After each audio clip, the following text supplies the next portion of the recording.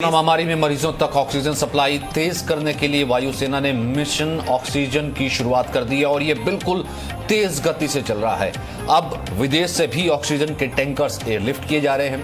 आज रात 12 बजे वायुसेना का C-17 एयरक्राफ्ट हिंडन एयरबेस से उड़कर सुबह 7:45 पर सिंगापुर पहुंचा। इसमें 4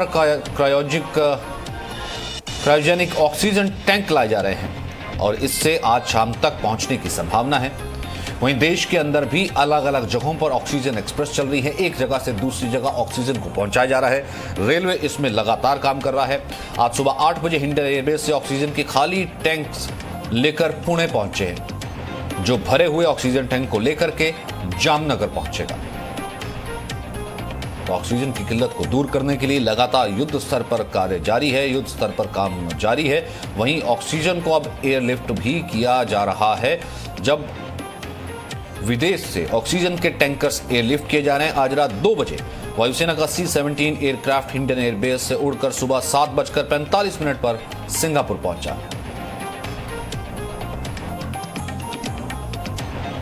रविंद्र इस वक्त मेरे सहयोगी हमारे साथ मौजूद हैं। रविंद्र, कोशिश तो पूरी की जा रही है, तमाम इंडस्ट्रियल यूनिट्स भी लगे हुए हैं, किस तरीके से मेडिकल ऑक्सीजन की सप्लाई पूरी की जा सके।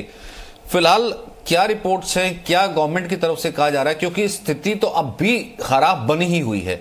कब तक जो है थोड़ी सी स्थिति काबू तक पहुंचेगी?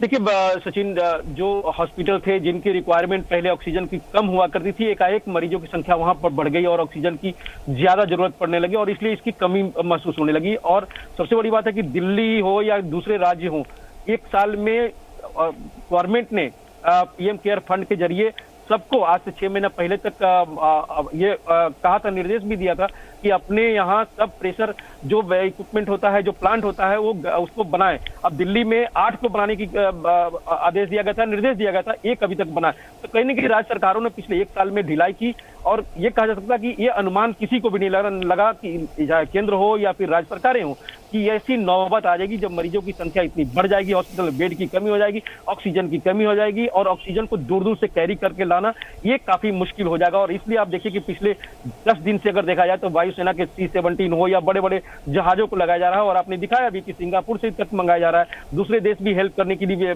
मदद की पेशकश भी की है। सरकार अपनी तरफ से ट्रेनें चला रही है, एक्सप्रेस ग्रीन कॉरिडोर देके ऑक्सीजन एक्सप्रेस चलाया जा रहा है, कोशिश पूरी की जा रही है। लेकिन मरीजों की संख्या इतनी ज्यादा हो गई है कि ये आउट ऑफ कंट्रोल दिखने लगा है और सरकार का यही मानना है कि अगले कुछ दिन में, कम से कम 1 सप्ताह और लगेगा, जब स्थिति को नियंत्रण में लाया जा सकता है ऑक्सीजन को लेकर। आप देखिए कि अपनी तरफ से प्रधानमंत्री नरेंद्र मोदी ने पिछले कुछ दिनों में 4 बार ऑक्सीजन निर्माताओं से बातचीत की है, 3-4 बार उन्होंने वैक्सीन निर्माताओं से बातचीत की, 3 बार मुख्यमंत्रियों से बातचीत कर ली, अपने अधिकारियों से लगातार संपर्क में, टास्क फोर्स से बातचीत कर रहे हैं। यही बात नहीं है, होम मिनिस्टर लगे हुए हैं, हेल्थ मिनिस्टर लगे हुए हैं। जाहिर सी बात है सरकार अपनी तरफ से कोशिश कर रही है, लेकिन अगर एक दिन में 3.5 लाख से ज्यादा मरीज आने लगे तो जाहिर सी बात है सब स्थिति चरमरा जाएगी। जब वैसी स्थिति में जब राज्य सरकारों ने या केंद्र सरकार की भी कहीं ना कहीं इसमें कुछ कमियां रही है संस्थानों की, जो इसका आकलन नहीं कर पाए कि इतनी बड़ी संख्या में मरीज आएंगे और हम उसको संभालेंगे कैसे। और इसी कारण से आप देखिए कि रेमडेसिविर हो या फिर वैक्सीन हो या फिर बेड हो या यहाँ तक कि ऑक्सीजन, कमियां जब कुछ जमीन पर दिखने लगी है और यही कमियां को दूर करने की कोशिश सरकार कर रही है। राज्य सरकारें केवल हाथ खड़ी की है, तो जाहिर सी बात है पिछले साल की तरफ केंद्र सरकार और खुद प्रधानमंत्री इस पूरे मामले को अपने हाथ में लिए हुए हैं और इसलिए स्थिति कुछ हद तक कंट्रोल में दिखने लगा है। आगे आने वाले 1 सप्ताह में स्थिति पूरी तरह से नियंत्रण में आ जाएगा, ऐसा केंद्र सरकार के अधिकारियों का कहना है। लेकिन 1 सप्ताह में कहीं बहुत देर ना हो जाए, क्योंकि जिस तरीके से केसेस आ रहे हैं, क्योंकि दूसरी तरफ बात तो ये होगी ना कि केसेस भी थमने का नाम नहीं ले रहे हैं और वैक्सीनेशन शुरू होने में अभी वक्त है, 1 तारीख से ये वैक्सीनेशन शुरू होना है, तो यानी चुनौतियां कम नहीं आने वाले वक्त में भी। सचिन, आपने एक रिपोर्ट देखी होगी कि मुंबई और महाराष्ट्र में जब से लॉकडाउन हुआ है केसेस कम हुए, रिकवरी ज्यादा हुए। यानी कहीं न कहीं एक बात है जो कोई सरकार इसको लागू नहीं कर रही है और केंद्र सरकार भी इस पर हाथ नहीं डाल रही है। जैसा कि पिछली बार एकाएक इसकी घोषणा हुई थी, जिसकी काफी आलोचना भी कई लोगों ने की थी। इस बार भी लग रहा है कि अगर लॉकडाउन, जो कई अधिकारियों का, कई मंत्रियों का भी मानना है कि लॉकडाउन और वैक्सीन यही 2 उपाय है कि जिसमें कंट्रोल किया जा सकता है। वैक्सीन की तैयारी चल रही है, सब जानते हैं। लॉकडाउन करने की कोशिश राज्य सरकारें कर रही है, लेकिन आधे अधूरे मन से, क्योंकि उनको लगता है कि इससे उनकी फजीहत हो सकती है भविष्य में जाकर, क्योंकि उन्होंने इसकी आलोचना की थी। तो जाहिर सी बात है सब चाहते हैं कि केंद्र सरकार देश स्तर पर लॉकडाउन करे।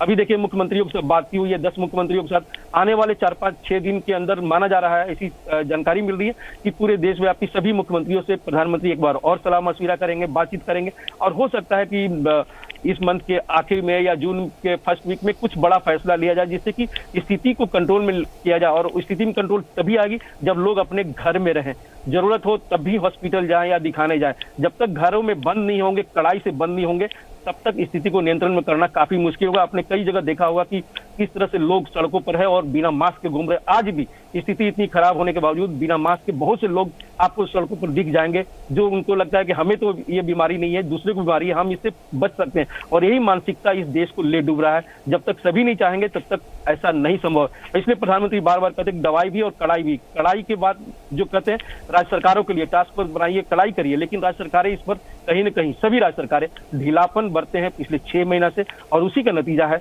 ये स्थिति, ये नौबत, ये महामारी की विषम परिस्थिति देखने को मिल रही है। और कहा जाता है ना कि जब आग लगे तब कुआं खोदने वाली बात अब सब जगह दिखने लगी है। तो जाहिर सी बात देर तो बहुत हो गई है, लेकिन जब कोशिशें की जा रही है और माना जा रहा है कि 1 सप्ताह के अंदर इसमें कुछ न कुछ कंट्रोल में आएगा और उसके बाद ही कुछ कहा जा सकता है कि आगे भविष्य में और कोई कड़ा फैसला लिया जाएगा या नहीं। ये सब कुछ डिपेंड करता है कि 1 सप्ताह के अंदर स्थिति कितने कंट्रोल में आ पा रहा है या नहीं आ रहा है। तो क्या ये माना जाए, क्योंकि इस वक्त जो स्थिति चल रही है, जिस वक्त अस्पतालों की जो हालत है, हेल्थ सर्विसेज की हालत है, हालांकि अमित शाह की तरफ से कहा था कि राज्य अगर आप चाहें तो अपने तरीके से लॉकडाउन के लिए वो आज़ाद हैं। जैसे दिल्ली में वीकेंड लॉकडाउन, दिल्ली में लॉकडाउन चल रहा है, यूपी में वीकेंड लॉकडाउन है, महाराष्ट्र में लॉकडाउन है, बाकी जगहों पर। क्या केंद्र स्तर पर कल प्रधानमंत्री का यह इशारा कि सबको एक साथ मिलकर काम करना पड़ेगा एज ए नेशन, एक राष्ट्र की तरह, तो क्या वो एक तरीके का इशारा था कि अगर स्थिति नहीं सुधरी तो कोई बड़ा कदम भी लिया जा सकता है? देखिए सचिन, कुछ दिन पहले ही जो प्रधानमंत्री देश को संबोधित किए थे, अभी 2-4 दिन पहले, उसमें उन्होंने कहा था कि फिलहाल लॉकडाउन कोई विकल्प नहीं है, अंतिम विकल्प के तौर पर राज्य सरकारों को लागू करना चाहिए। उन्होंने कहा था कि फिलहाल आप देखिए कि लगातार बढ़ते जा रहा है, स्थिति खराब होते जा रही है। और जो मरीजों की संख्या आप देखिए 3.5 लाख और आने वाले दिनों में विशेषज्ञों का मानना है कि ये 4-4.5 लाख तक पहुंच जाएगा। आप समझिए कि कोई भी देश 4.5 लाख मरीजों को कैसे कंट्रोल करेगा, जबकि भारत में स्वास्थ्य की स्थिति पिछले 1 साल से थोड़ी बहुत सुधरी है, अगर कहा जा सकता है जमीन पर थोड़ी बहुत सुधरी है, जबकि इस पर किसी का ध्यान नहीं था, न केंद्र का न राज्यों का रहा है। आपने जीडीपी का जो रेशियो रहा है स्वास्थ्य को लेकर, आपने सबके सामने है क्या हाल रहा है सरकारी सिस्टम का और निजी सिस्टम का, कितने लुटेरे रहे हैं। तो कहीं ना कहीं इतनी बड़ी संख्या में अगर मरीज आते हैं तो जाहिर सी बात है एक ही ऑप्शन बचता है, केंद्रीय स्तर पर पूरी तरह से सख्ती से लॉकडाउन करना। सरकार इसके लिए इंतजार कर रही है कि राज्य सरकारों से एक बार और सलाह मशविरा की जाए, उसके बाद ही कोई फैसला लिया जाए, क्योंकि इसको लेकर खुद प्रधानमंत्री काफी आलोचना में शिकार हो चुके हैं, उनकी सरकार शिकार हो चुकी कि अर्थव्यवस्था को चौपट कर दिया गया। और वही राज्य सरकारें आज जो कांग्रेस रूल हो या दूसरे रूल हैं, वो सब लॉकडाउन करने पर मजबूर हो गए हैं। भले ही हाफ हार्टेड कर रहे हो, कोई नाइट कर्फ्यू कर रहा है, कोई वीकेंड कर्फ्यू लगा रहा है, कोई 6 दिन का लगा रहा है, लेकिन सबके सामने यही लग रहा है कि इसके अलावा कोई विकल्प नहीं, वैक्सीन और लॉकडाउन यही एकमात्र विकल्प है इस महामारी से बचने का। और दोबारा बैठक कब हो सकती है? फिलहाल अगर बात की जाए तो एक मुख्यमंत्रियों से बैठक हो चुकी है। कल भी हमने देखा कि जिस तरीके से बैठक हुई थी वो अरविंद केजरीवाल वाला इंसिडेंट भी सामने हुआ। उसके अलावा जो है, क्योंकि प्रधानमंत्री इस वक्त पूरी स्थिति पर खुद नजर रखे हुए हैं, दिन में 2-2, 3-3 बैठकें कर रहे हैं। अब आगे जो है इसके ऊपर क्या आपके सोर्सेज कह रहे हैं, क्या हो सकता है पीएमओ की तरफ से? देखिए, जो हमें जानकारी मिल रही है, हालांकि इस कंफर्मेशन अभी कोई नहीं कर रहा है, क्योंकि ये प्रधानमंत्री स्तर पर फैसला लिया जाएगा और विशेषज्ञों की राय के बाद ही लिया जाएगा कि स्थिति कंट्रोल में है या नहीं है। लेकिन जिस तरह से मरीजों की संख्या लगातार बढ़ते जा रही है, मौतों की संख्या, प्रधानमंत्री ने पिछले साल, आपने सचिन, हम आपसे जब बात होती थी तो प्रधानमंत्री जब भी देश को संबोधित करते थे तो यही कहते कि जान बचाना सबसे जरूरी है। बाद में जब स्थिति कंट्रोल में ही तो जान और जहान की बात उन्होंने कहा था, लेकिन सबसे पहले जान की बात कही थी। तो आज स्थिति वही है कि जान बचाना सबसे जरूरी है, जहान बाद में किया जा सकता है।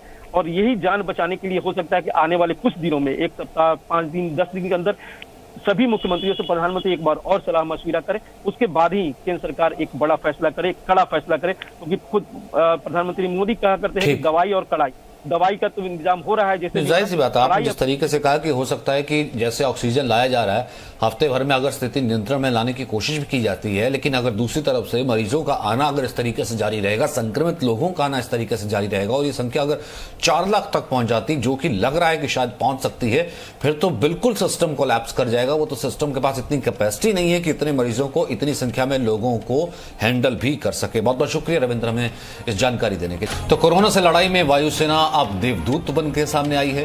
वहीं केंद्र शासित प्रदेश लद्दाख में कोरोना परीक्षण के लिए जरूरी उपकरणों के साथ वायुसेना का एक विमान आज चंडीगढ़ से लेह के लिए रवाना हुआ है। तो भले वो ग्लोब मास्टर के जरिए एयरलिफ्ट करवाई जा रही हो ऑक्सीजन, जो कि सिंगापुर विमान पहुंचा है, ग्लोब मास्टर पहुंचा है।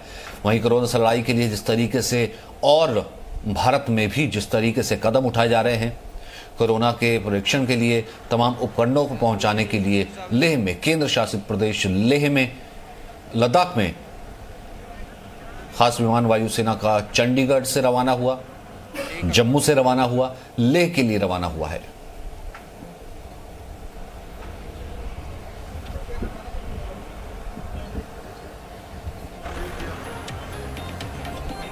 Presenting B News app, available on Google Play and App Store. Download it now.